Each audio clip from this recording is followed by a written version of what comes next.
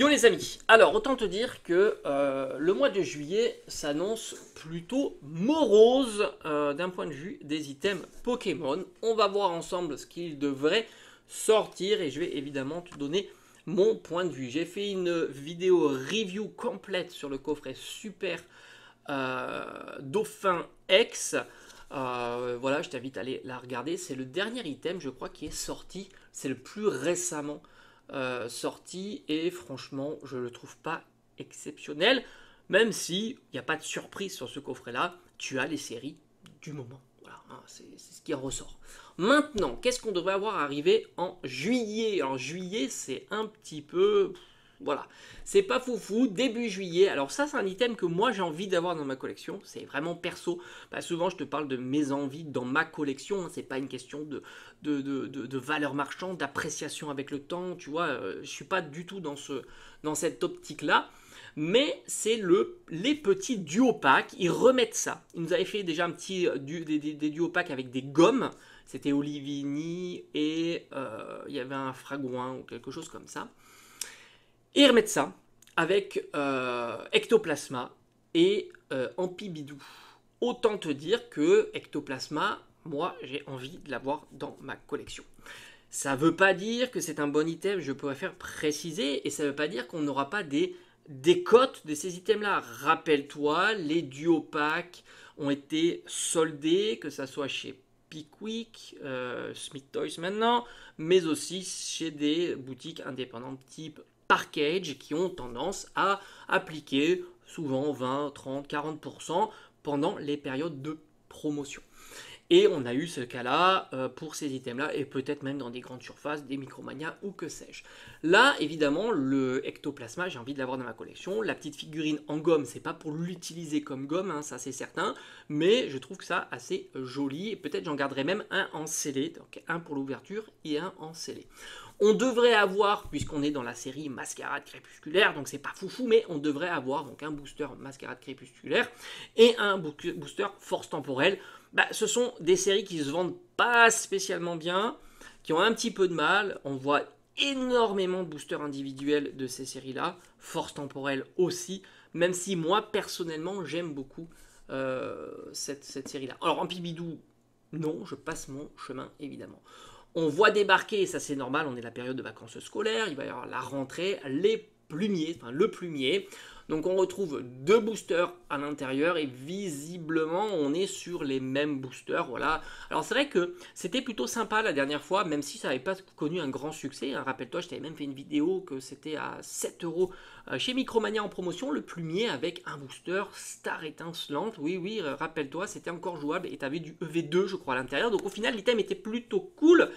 Mais personne ne voulait, même à 7 euros dans les Micromania, ça restait longtemps, moi j'ai pu en profiter, et il y avait beaucoup de stock à cette époque.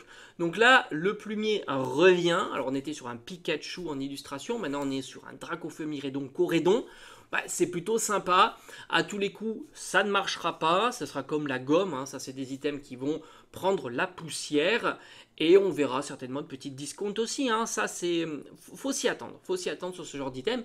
Moi j'irai pas ouvrir ce genre d'item, parce que c'est vrai que Force Temporelle ou Mascarade Crépusculaire, ce sont pas des séries qui m'intéressent plus que ça, et l'item en soi, si tu as besoin d'une petite boîte métallique, petit plumier, pourquoi pas, mais en tous les cas, ce n'est pas mon cas. Donc je te dis, hein, il n'y a pas grand chose pour l'instant. On retrouve Valisette, et oui, oui, la Valisette, bon, c'est un item qu'on revoit plutôt assez régulièrement. 6 boosters à l'intérieur, on a tout un tas de petits items, goodies. On est en règle générale aux alentours de 35 euros pour cet item-là. On a déjà vu un petit peu moins cher, un petit peu plus cher, enfin ça c'est comme ça.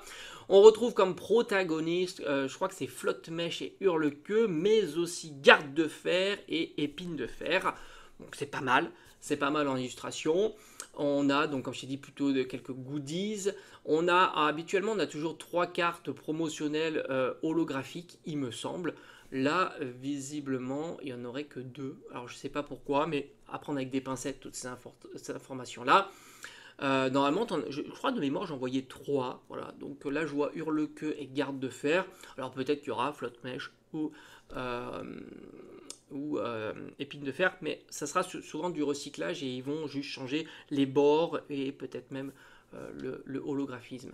Et on retrouve 6 boosters à l'intérieur, donc on aurait 2 mascarades crépusculaires, bon ben ça c'est comme ça, 2 forces temporelles, donc ils recyclent massivement hein, ces séries-là, un faille paradoxe, au final c'est pas mauvais, hein, c'est pas mauvais, et un flamme obsidienne. Alors flamme obsidienne, j'ai envie de te dire, c'est un petit peu le bémol, on va dire, parce que on en a vu beaucoup du flamme obsidienne, c'était chez Stockomanie à 5 euros.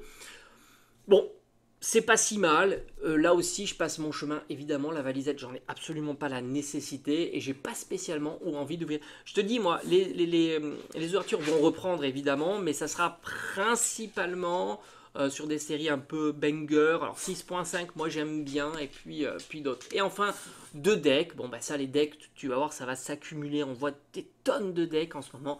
Victini et Méridon.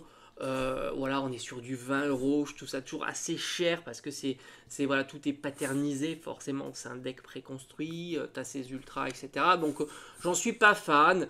Et la période est tellement compliquée en ce moment qu'à tous les coups, ces decks-là, tu les retrouveras en discount. Ça, j'en fais aucun doute. Donc, autant te dire que le mois de juillet sera maigre et on va se rattraper sur 6.5. En tous les cas, moi, je vais allouer mon budget sur 6.5 et 6.5 ça sera principalement les coffrets banger que j'ai envie d'appeler avec et des minitines, pourquoi pas, parce que j'aime bien les côtés minitines pratiques. Tu as 2 boosters, on se fera des petites ouvertures spot comme j'appelle maintenant, ça veut dire on se met dans un beau spot, hein, vue sur la mer, la montagne, la forêt, que sais-je, et on fera ces petites ouvertures là. Sinon tu as les coffrets banger, hein, c'est Amphinobi SAR, c'est Hipporoi SAR, et là on va se faire plutôt plaisir, ne serait-ce juste grâce à la qualité des cartes promo hein, qui sont proposées. Voilà, j'espère que ça t'a plu et on se dit à très vite.